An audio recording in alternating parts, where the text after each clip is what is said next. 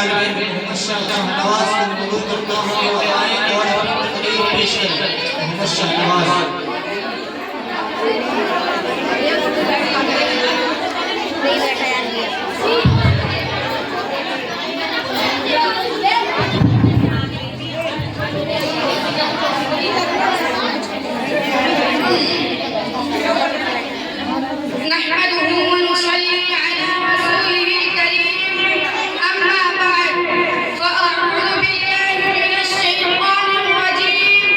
बिस्मिल्लाहिर्रहमानिर्रहीम।